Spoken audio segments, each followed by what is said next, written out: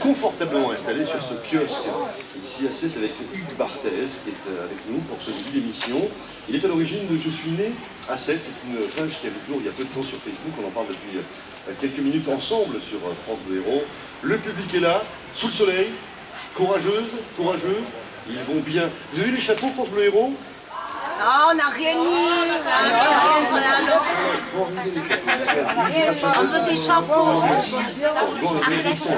On va s'occuper de ça dans quelques minutes.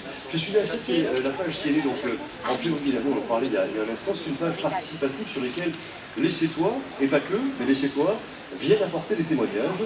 C'est une espèce de mémoire collective sur la page.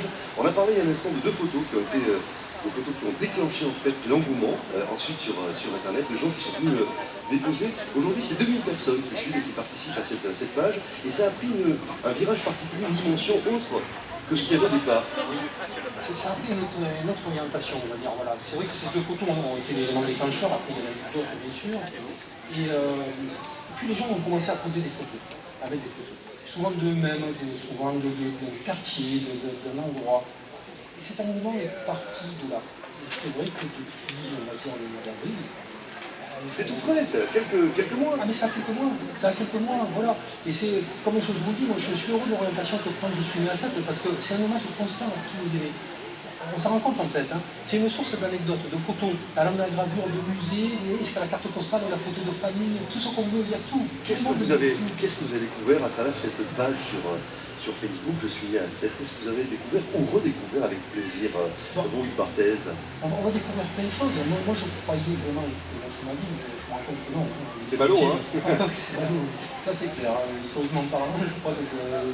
Qu'est-ce qui vous a marqué récemment en découvrant la page? Vous allez la voir tous les matins, cette page Facebook?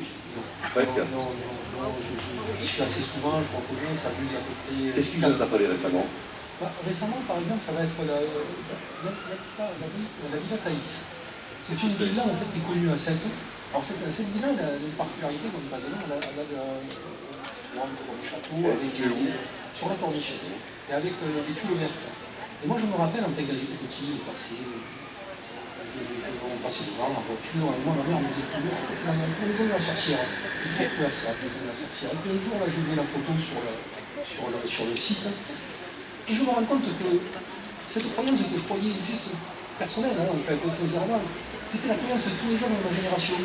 Tous les parents me disaient la maison de la sorcière, la maison de la sorcière. On a plus une femme au l'histoire, est-ce qu'elle est allée, est-ce qu'elle était là, qu'est-ce qu'elle a fait, non? Oui, alors ce qui est extraordinaire en fait, c'est que je vois tout ça, la sorcière, je dis ça, mais je n'étais pas le seul à le croire, c'est vrai. Mais ce qui est le plus extraordinaire, c'est un commentaire qui apparaît à un moment.